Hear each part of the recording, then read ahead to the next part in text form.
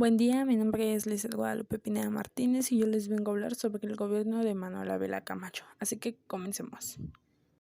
Manuel Ávila Camacho nació el 24 de abril de 1897 en Tizultlán, Puebla, en el Estado de México.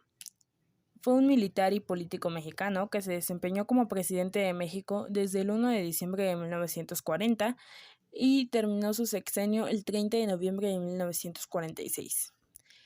Ávila Camacho inició como militar partícipe en la Revolución Mexicana y la Rebelión Escobarista. Entró en la política dentro de la Secretaría de Guerra y Marina.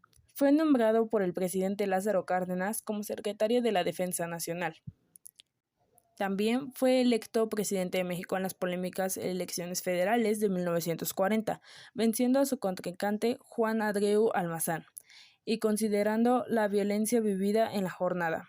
En años posteriores se ha concluido que ganó por fraude electoral.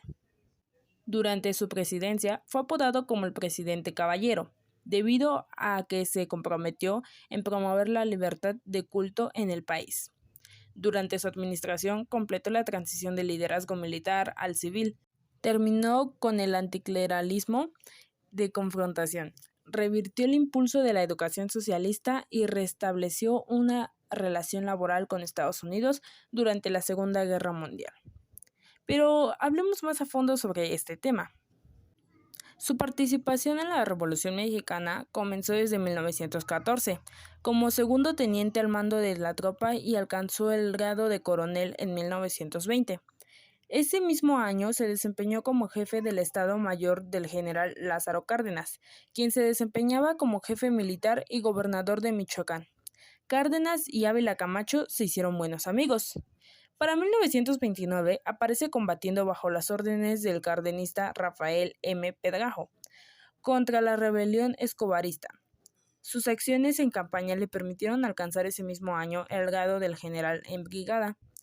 En 1933, a horcajadas entre la administración de Pascual Ortiz Rubio y Abelardo L. Rodríguez, Ávila Camacho se desempeñó como oficial mayor de Secretaría en Guerra y Marina, antecedente de la actual Secretaría de la Defensa Nacional, a la que regresaría 2 años después para actuar como titular del ramo desde 1936 hasta 1939. Durante la presidencia de Lázaro Cárdenas, Ávila Camacho renunció a esa dependencia para ser nombrado candidato a la presidencia de México del recién creado Partido de la Revolución Mexicana, PRM. Al iniciar el mandato, la base económica del país estaba mayormente dedicada a las actividades de índole agrícola, y el campo era el mayor proveedor económico de las familias mexicanas. Es por ello que el presidente Manuel Ávila Camacho se enfrentó a nuevos retos de expandir social y económicamente al país, que requería de grandes cambios para poder competir con otros países. Pero este cambio permitió el surgimiento del burgués mexicano. En esta época, el mundo enfrentaba la Segunda Guerra Mundial. Este hecho provocó que la producción del país se destinara para abstenerse a los países en guerra, situación que permitió que el país lograra un gran avance económico. Dada la demanda mundial de diferentes bienes y servicios, se comienzan a crear las condiciones para la industrialización mexicana. Ante esto, el periodo de gobierno de Ávila Camacho se caracterizó por una política de unidad nacional que logró generar unificación de obreros y empresarios, con el fin de lograr una mejor y sana comunicación para que las diferencias no afectaran el rendimiento, la calidad de producción, etc. El corporativismo es una doctrina política, económica y social. Ávila Camacho quiso industrializar las nuevas mercancías para su exportación, y más aquellas que tenían que ver con la necesidad de la guerra en ese momento.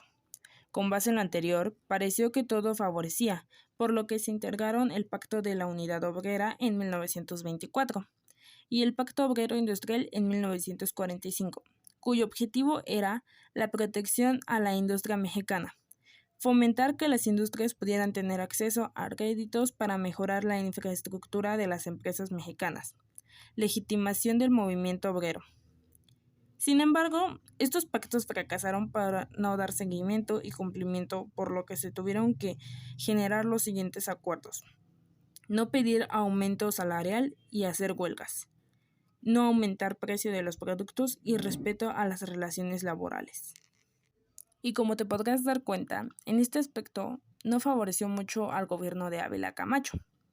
Pero por otra parte, se favoreció el crecimiento industrial, para lo cual se crearon leyes, como la Ley Industrias Nuevas, la Ley Mexicanización y la Ley de Cámaras. La Ley de Cámaras con el fin de evitar que se mantuviera un solo frente patronal, poderoso económicamente y en manos de un sector extremadamente conservador.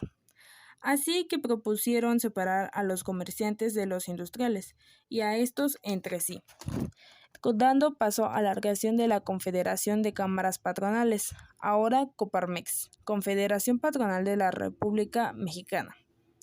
La Confederación de Cámaras Nacionales del Comercio, CONCANACO, Confederación de Cámaras Industriales, CONCAMIN, de Cámara Nacional de la Industria y la Transformación, CANACINTRA.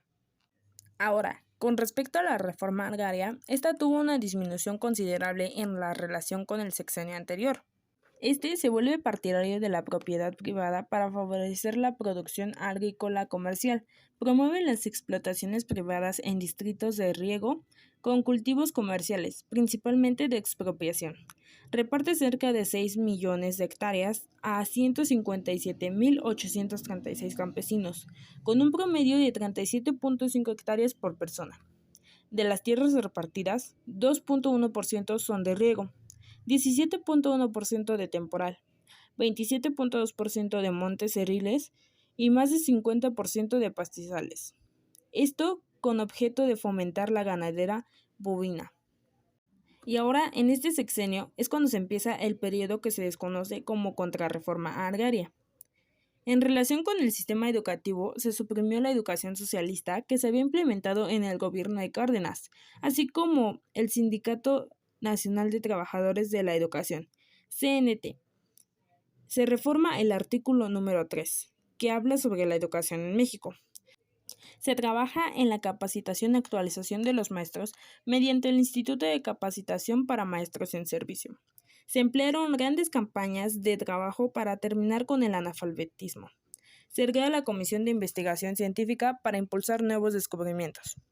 En materia económica, fue el iniciador de la etapa histórica en el país conocida como el Milagro Mexicano, o también llamada como el Desarrollo Estabilizador, que abarcó de 1940 a 1968, el cual arrancó con el modelo económico de sustitución de importaciones, el cual se caracterizó por la estabilización e incremento del desarrollo industrial del país, impulsando la infraestructura y producción de bienes y servicios. En esta etapa del crecimiento económico, que tuvo un promedio de 6% anual, que pocos países del mundo pudieron tener. A partir del cardenismo, el sistema político que dominó en nuestro país fue el presidencialismo, el cual consiste en que el presidente tiene la facultad de legislar, disponer del gasto público, nombrar y destruir miembros del gabinete y un voto decisivo en la designación del sucesor. Se dio un apoyo estatal a las industrias, se dio un fuerte corporativismo.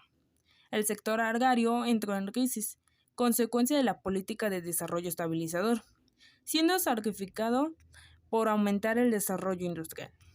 La infraestructura son las obras que beneficiaron a la industria y al país, en general en construcción de presas, carreteras, electrificación y escuelas. También podemos mencionar que se llevó a cabo el cambio del Partido de la Revolución Mexicana, PRM, que se había sido reestructurado, renombrado por Lázaro Cárdenas, en 1938. Ahora, en 1946, con el presidente Ávila Camacho, se lleva a cabo otro nombre, denominado Partido Revolucionario Institucional, como hasta el día de hoy lo conocemos, PRI. Para 1946 inicia el periodo del partido oficial, el cual dura más de 70 años en el poder. Por otra parte, se creó la Comisión Federal de Vigencia Electoral, en la cual era presidida por el secretario de Gobierno, un diputado y un senador, y 2 representantes de partidos, responsables de la organización de las elecciones. De esta forma, se generaron cambios significativos para los procesos de elección y propicio al escenario para el siguiente periodo de gobierno. En 1942 se firmó un acuerdo laboral llamado Programa Bracero con Estados Unidos, que consistía en mandar mano de obra sobre todo el campo, pues la requerían por la escasez de mano de obra que atravesaba dicho país, por su participación en la Segunda Guerra Mundial. Se calculaba que aproximadamente fueron más de 50,000 trabajadores los que apoyaron dicho programa, fortaleciendo así la economía de ambos países. Otra situación que se vivió durante este sexenio fue el hundimiento de los barcos petroleros mexicanos Potrero del Llano y Faja de Oro por submarinos nazis, por lo que el presidente informó al Congreso de la Unión de la situación internacional, y este le concedió facultades extraordinarias para declarar el estado de guerra entre México y las potencias del eje. Producto de esta situación, en agosto de 1942, entró en vigor la Ley del Servicio Militar, obligatorio para todos los jóvenes mayores de 18 años. Una vez terminado el sexenio de Ávila Camacho, este se retiró de la política y se fue a vivir a su rancho La Herradura. Él y su esposa se dedicaron a una intensa vida social. A su residencia llegaron personajes de altas esferas, entre ellos Carlos Chávez, José Clemente Orozco, Manuel Suárez y Suárez, Juan Rulfo, Dolores del Río, entre otros. Para ese tiempo, el general y su esposa radicaban en su enorme terreno, en el que había un rancho ganadero y una lujosa residencia, compuesta por 3 hermosas edificaciones, todas amuebladas y adornadas espléndidamente con muebles finos italianos y franceses, cuadros y esculturas, porcelanas y platerías, vajillas y candiles componían la residencia de los Ávila Camacho. Tan grande era la propiedad que tiempo después fue convertida en un fraccionamiento que lleva el mismo nombre del rancho de los Ávila Camacho. El matrimonio conservó más de 5,000 metros de jardín. Además, el lujoso hogar de don Manuel y de doña Soledad estaba dotado de una biblioteca, con libros de la disciplina militar. El general Manuel Ávila Camacho, también llamado el presidente Caballero, se caracterizó por haber hecho uso de la estructura corporativa del PRI para menguar los problemas sociopolíticos durante una época conflictiva. Ávila Camacho falleció el 13 de octubre de 1955 en su rancho La Herradura, Huixquilucan, Estado de México. Fue sepultado inicialmente en su rancho y después en el Panteón Francés de San Joaquín de la Ciudad de México. Bueno, hasta aquí termina mi video y espero les haya gustado. Así que, bueno, esto es todo por hoy y nos vemos la próxima.